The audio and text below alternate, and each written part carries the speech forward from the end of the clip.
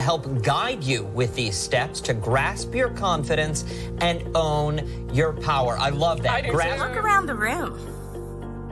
You'll see that you're not so alone after all, and that unconfidence could look like any of us. Maybe your whole life you have been told that the best wins, but I'm telling you right now that the best known will win.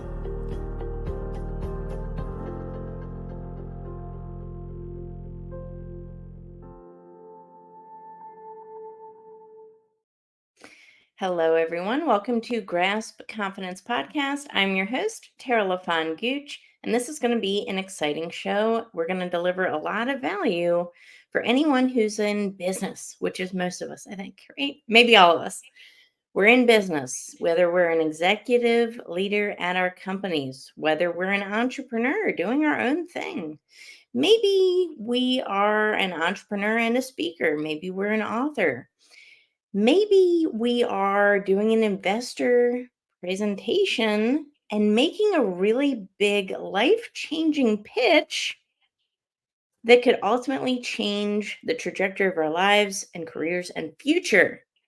We've all been in this scenario or will be one day. So I thought it would be really key to bring on my friend and coach, because he helped me before my TEDx talk, Claudio. Claudio, welcome to the show. Please introduce yourself. Tara, thank you for having me. First of all, it's a real honor and pleasure to be here.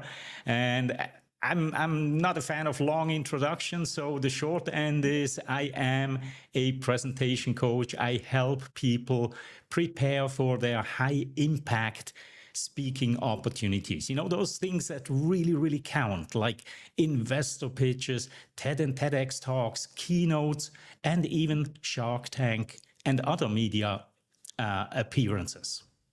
One day I'll be on Shark Tank, not today, but one day, right? But we're all going to be faced with this at some point in time in our careers, these, as you say, high impact presentations, the type of situation where the cards are all on the table and it's up to us to convince an audience maybe to do business with us, to invest in us, to contribute to our success in some kind of way, right? To do business. And it's not easy. And I think, Claudio, and let me know what your thoughts are. I think a lot of entrepreneurs, they get started in business. Maybe they're really talented. They have a lot of experience. They've got degrees, they've got certifications, they've got boots on the ground experience. They know their craft. But a lot of times it's the communication of that message that kind of goes over the heads of the audience that they're trying to convey these important things to. What do you think about that? Yeah, absolutely. And sometimes it is a question of confidence, to have really enough belief in yourself that the idea that you're presenting is a good idea and that it will resonate with others, right? So confidence plays a huge role, and you are the queen of confidence, right? And I believe that once you reach that level where you're comfortable in your skin, when you are going out, you're talking, and this is not just in high impact situations or high stakes presentations. Some people, they really struggle in front of people in public speaking situations, even if there isn't all that much on the line. And I believe there are some remedies how we can become more confident in these kind of speaking situations. This is the keys to the kingdom, everybody. Honestly, this could really make or break a business, your reputation, how much money you make. I like to reference this quote a lot because I think this information needs to be put out. According to the Carnegie Institute of Technology, 85% of our financial success is due to our interpersonal skills, our ability to communicate, negotiate, and lead. Shockingly, 15% of our financial success is actually due to technical knowledge. But We spend a lot of time on technical knowledge and not a lot of time on things that really move the needle for us in our careers and lives. Communication is right up there. It's number one. So it's really important to communicate effectively, but especially when the stakes are high. The question is, Claudio, how do we get there? The easiest way is, of course, to do it and do it over and over and over again, right? You are most likely familiar with how we learn anything, how we get proficient at anything, right? And it starts with originally we are unconsciously incompetent, right? You know, this progression from unconsciously incompetent all the way to unconsciously competent, right? And so if you are taking, for example, learning how to drive a car, which most of us probably have done at one point, you started out being unconsciously incompetent, meaning you didn't even know that there is a skill involved with driving a car, right? Yeah, when you were 5 years old, you were just sitting in the back seat of your dad's or your mom's car, and well, that's your transportation. But then at one point, you start to pay attention. You start to pay attention and you start to see, oh, they're doing something with their hands and they're doing something with their feet and they're shifting the gears, and you start to become curious. And that's the moment when you start to realize, okay, there is some kind of a skill, and you move into the consciously incompetent phase. Now you know that you don't know, right? And the next level is to take some driving lessons. Maybe a sibling of yours helps you and you get the first couple of miles under your belt.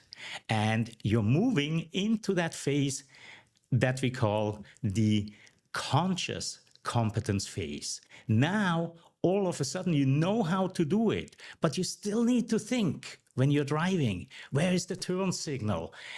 What do I do with that clutch? Do I press it before I shift the gears or after? And there is still some thought involved. And then you're driving hundreds of miles, maybe 1,000 miles, 2,000 miles. And all of a sudden, driving that car becomes second nature. You're just doing it. You have become unconsciously competent. You don't think about it anymore, right?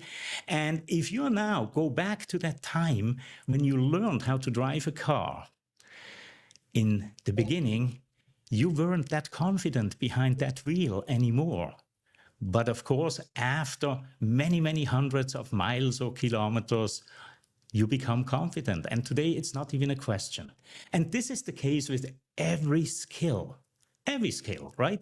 And sometimes the expectation is, well, now I took a class in public speaking and I expect to be confident now. But that's not necessarily the case, right? What really, really gets you the confidence is to go out and do it and get that mileage under your belt. Oh my gosh, I couldn't agree more. And that's why I'm so passionate about action, right? I get asked this question all the time by speakers, by entrepreneurs. How do I get more confidence to speak? Because, well, it's everything. It's huge, right? And you're exactly right. You have to put in the reps. No one got more in shape by watching someone else work out. I wish it was that way, but it's not quite that way, right? We don't get in shape by watching somebody else go running or swimming. We have to put in the reps in order to get better. Speaking is no different. And podcasting, that's why this is such a powerful medium. It's especially great to, have podcasting in between, speaking engagements so that your tools are refined, so that your tools are sharp. I think that's pretty important because we need to refine this craft every single day and act like it's something that we're trying to refine every day. Like put intentionality behind it as well, right? Like make a purpose to get better at this. Because if we don't, nobody's going to help us along the way. We need to put in this reps, right? Indeed, indeed. And the opportunities to practice your craft, they're everywhere. There are organizations that you can join that help you. For example, Toastmasters is one of these organizations. This year, they are celebrating their 100th anniversary. And it all started out in 1924 when Ralph Smedley, the founder of Toastmasters, thought, young people, they need to start to embrace public speaking and they need to become more confident communicators. And he started to put together a program that has survived for 100 years and has created many, many leaders and proficient public speakers, right? So that is one way that you could do it. Another way is to just seek out in your community. There are Rotary clubs and Lion clubs and whatever it is. And they're always looking for speakers. Take those opportunities, contact them, get in touch with them and say, hey, are you looking for a speaker? I have this message that I want to share with your group. And that's one of the ways that you can get that mileage under your belt in a not as high stakes environment as if you are just practicing in front of your mirror and then you are stepping out onto that TED or TEDx stage or stand in front of investors and try to give your best. Exactly. And it's so important to work with a professional. I'm really passionate about this, and I encourage anybody listening to the show to work with Claudio. And I say that because he helped me, right? And it was really powerful. So you and I met, we met on LinkedIn, we met through a friend, and at the time I was practicing for my TEDx talk. And I really wanted somebody to I felt like I was the racehorse almost at the finish line, but I needed somebody to push me over the finish line. And I could not get to that last percent by myself. I just could not, right? And it's okay. Like nobody expects you to, right? Don't put so much pressure on yourself, by the way. But I needed somebody to help me cross that line. And you did that. You helped instill confidence in me. You validated my talk. You mentioned some things that I could actively work on and implement to change to make it better. And I'm really glad I listened to your advice, by the way, because it did make the talk better. But we need this third party perspective because we simply just cannot see the holes in our own ship sometimes, right? I like to say that to people. We just can't see them. We have blind spots, and that's natural. So we hire somebody and bring them in so that they can help take us across that finish line. And ultimately, it's a total game changer, total game changer. So I'm very grateful for our time and for you helping me with that. I appreciate you saying that. And, this also is a testament to your own character, right? Because you were open and you realized that, hey, you know what? Maybe if I get another set of eyeballs to look at this presentation, it cannot hurt, but it can potentially really, really help. And we didn't work very extensively together, but I remember there was this one line that when I listened to it, I was like, Tara, have you tried saying it like that? And you looked at it and you were like, oh my gosh, this is like amazing, right? So yes, we don't see the blind spots. And that's what I really, really love to do, to help people find the right words in the right order, because once you have that confirmation that, yes, this actually will resonate and this will land on the right ears, your confidence automatically goes up. It really does. And it's those little tiny tweaks to a presentation and communication skills that can really, really be Mhm. game changer. And again, this is, we're talking about really high stakes situations, but this could be this type of skill that we're talking about right now is an everyday skill as well. Because every single day we're negotiating something. We're using communication skills to negotiate something, to sell something, to advertise something, to market something, whether we realize it 100% or not, right?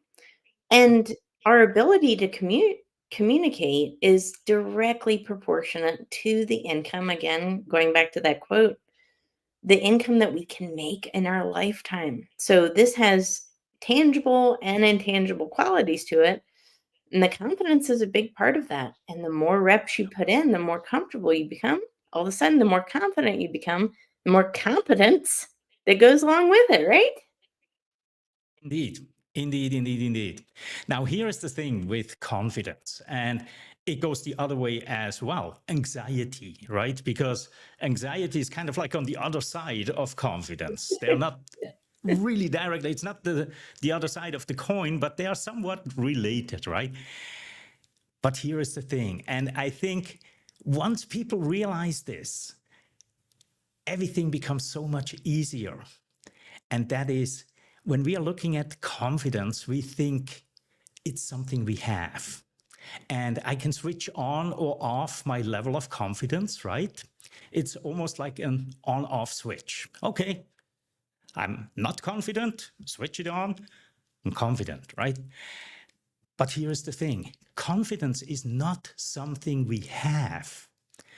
Confidence is something we do. Mm. And it's really a linguistic trick here that our minds are playing with us, right? Because when you look at it, confidence is a noun, and a noun is typically a thing. But there are special nouns that they aren't things, they're actually processes, right? There is a process behind it. And when you look at confidence or on the other side, anxiety, right? People often say, oh, I have so much anxiety, right? And the way that I work with them is to make them aware that it's not something that they have. So I ask them and say, how do you do it? And just the question, how do you do it, starts to make them realize that, hey, wait a second, this is actually an internal process that's happening inside of me. And that gets you way, way quicker to the level of finding what it is that makes you confident. Mm. So powerful and tangible, very tangible and relatable. I like that because we often think confidence is elusive. And, these semantics we're talking about, if we continually say things like, I have anxiety, right? And putting that out to the universe that we have these things.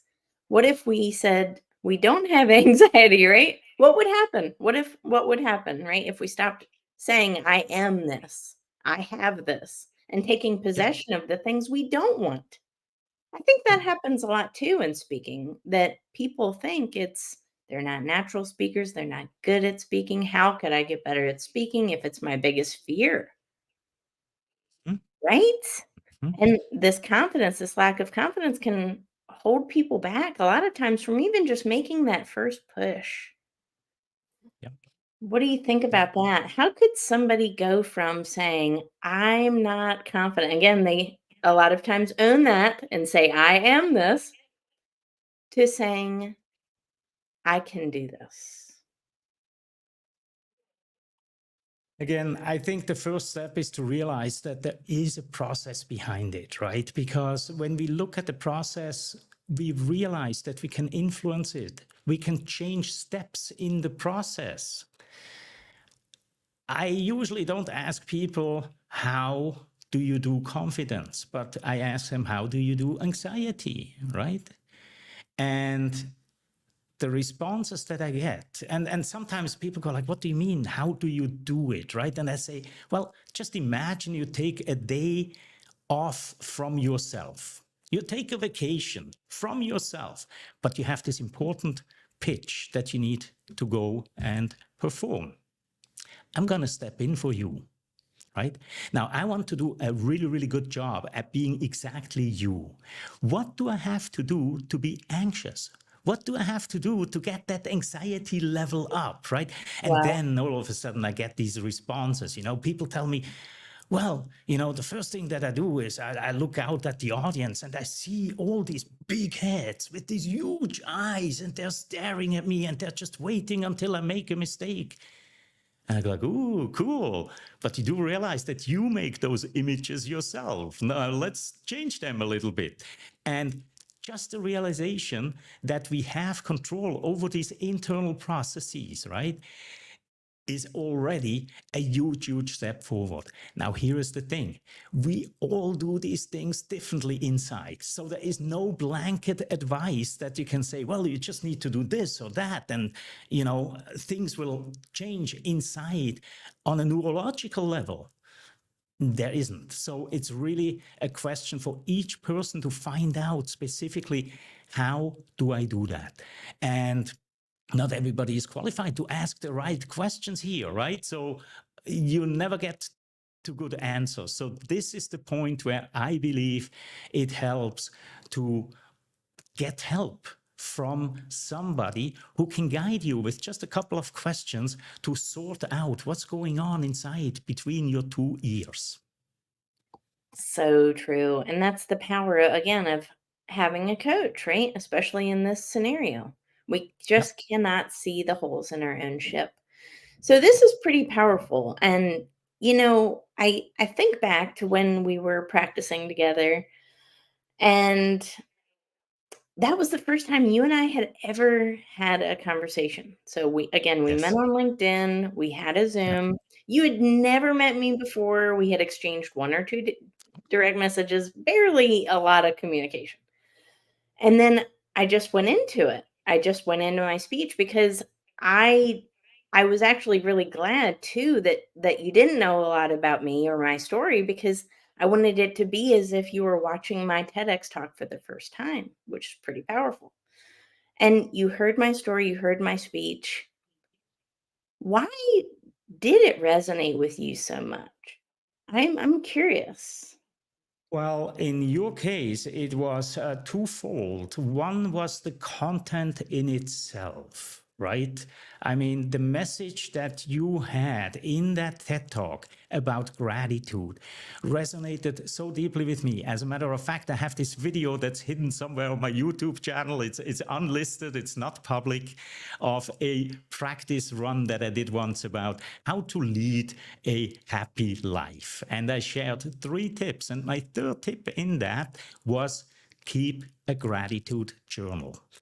And by that, I don't mean, write a book, write the next, Gone with the Wind volume, not at all, but just every single day before you go to sleep, take out the journal and write down 3 things that you're grateful for that happened during the day. And that can be just one word or one sentence, one phrase that later on can remind you of the moment. And if you do that right before you go to sleep, right, you are actually drifting into sleep, focusing on the good stuff that has happened in your life, because we all are bombarded with negative news all day long. And it is so easy to take all of that with us into our sleep, and then we wonder why we have problem falling asleep and why we have nightmares and whatever. So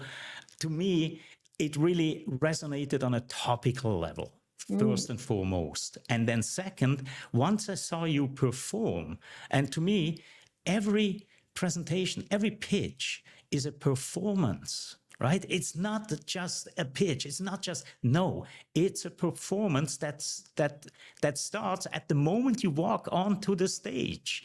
And it makes a difference on how you walk onto the stage. If you want to be really, really confident, when you start your presentation, walk onto that stage and do things inside of your mind that will help you elevate that energy a little bit, and you're starting off on the right foot. So when I saw your energy bundled with the topic, I was like, this is going to be a winner.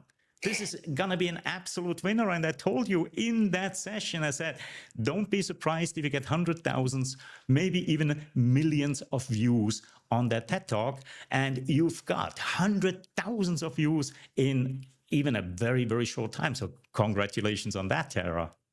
Well, and you saying that, again, helped my confidence. So when I did do the act of presenting on stage, I felt like you were there with me saying, hey, you did good once before. You just have to do it one more time and you're done. And I literally kept thinking that just do it one more time and you're done. You don't have to think about it anymore. Right, But right. you were there kind of guiding me in spirit a little bit. Right. Now, here is the question that has been burning on my mind actually for quite a while, because I know you had a wardrobe mishap just as you were getting ready, right? And you're cringing right now just at the memory of it. What exactly happened? And I'll ask you another question after that, but what exactly happened, just for everybody listening to us here? Yeah, I got a wardrobe malfunction, true story, in the worst spot. Well, I guess not the worst spot because at least I wasn't dancing or twirling on stage. So thank God it was pretty much stationary. But yes, the seam of my dress in the back busted, and I had about an inch or so hole back there. And Yeah. it literally happened. So we had a break right before I went on. And it was a 20-minute break. And it happened then as I was trying to fumble and get myself dressed and undressed. And I have this in the back of my mind the whole time. I tried not to, but yes, it was a little deterrent. It was a little bump in the road. I tried not to think about it though, Claudia. Let me ask you this as a follow-up. Did this have an impact on your confidence level? Either way, improve it or decrease it? I would say as soon as I was up there, I was fine. Mhm. But Mhm. the going up to it, like, Yeah. from the moment I opened the curtain, literally opened the curtain to walk out, I was thinking about this because I was Yeah. thinking, "There's a camera this way. What if they catch what if they catch Yeah. an inopportune second as I'm walking past?" But I Mhm. tried not to focus on it too much and just walked out there, and once I was on the red dot, I was okay. Interesting. And this is really what shows us a little bit about confidence, right? That it's so often based on what will other people say? Right. What do other people think Yeah. about me, about my dress, about the hole in my dress, and so on, right? It has nothing to do with the message that you're going to communicate. In some cases, things like this lend themselves perfectly to be leveraged, right? Because, well, take it up front and you put the emphasis on there as well. Yes. Yeah. That's your burning question though, yes. So yeah, it was a little embarrassing. I had a friend in the audience, thankfully, and Mhm. I went up to her during the break. She helped me. I will say that she helped me. I went up to her during the break and I said, "Naomi, oh my gosh, I have this hole in my dress. What am I gonna do?" And she said, she said in her perfectly amazing English accent, "Darling, it's not like you're going to be twirling up there, is it?" And I said, "Well, I'm not. Thank you." Yeah. It And was it's all I those needed little to hear. reframes, right? And it's those little reframes, right? That then change our mind. And this is really what it's all about. And very often we go through life and we don't necessarily believe that we can change how we think or that we can change what's happening inside of our minds. But in fact, we can. We Mm, can, and we do it all the time, right? And in your case, it was prompted by somebody from the outside that shifted your mind around it a little bit. And you saw this image of you twirling around out there, and you go like, yep, nope, I'm not going to do that. And it lightens up the whole thing. Yep. exactly, exactly. And that's the power of having a supportive system around you so that Hmm. you can, you know, lean on people that you trust during these times, right? Yep. But I love that. That is so amazing. And again, this is pertinent to anybody. But I especially think, professional speakers, entrepreneurs, people that are in high impact situations where they're going to be, again, there's money on the line, there's reputation, there's business growth, and definitely invest in communication skills, because it's not only how we communicate the words, that we say, it's how we say it, the inflection of our voice, how our conversation is structured as well. Is it effective? Are our storytelling techniques, do they resonate with the audience? And first off, you have to know your audience in order to craft a story and a presentation that's relevant, that resonates. So there's a lot that goes into this that I don't think a lot of people quite understand and appreciate. But the power of a effective pitch definitely involves confidence. It definitely involves a lot of practice and action, but it also involves a team, and getting this team together, people that are around you like a coach, that can again help cross you to that finish line. Indeed. Indeed. I love that. Claudio, I have really enjoyed this conversation. I know a lot of people have gotten some really great value from this as well. Hmm. Besides taking action and practicing, is Hmm. there is there one really good tip that we could say to everybody today that they could take away, that maybe they could use in a high stakes, high impact presentation? What do you think? My biggest tip is usually to just don't take it so seriously. Even if you bomb and you bomb big time on a TED stage, whatever it is, right? Well, it can happen and it's not the end of the world. As a matter of fact, there was this one guy. Um, he auditioned for one of these shows like, America Got Talent or something Mm, like that. And he was so bad. His performance was so bad, and he never really made it to the show. But the reel from that made it to the show, and he became a small little minor celebrity based on that. So sometimes, even mishaps can lead to great things. So first and foremost, understand it's not something you have, it's something you do. And the more you practice, Nathan put in the chat here before, putting in the reps, the more reps you're putting in, the easier it becomes. And then top it off with that realization that, you are pretty much the only one that takes it that seriously. Nobody else does. If you mess up, most of the people in the audience don't even know, because they don't know what you wanted to say. So whatever you say is what you say, right? And you are the only one that actually knows and says, oh, I should have said, and I wanted to say, and yeah, oh.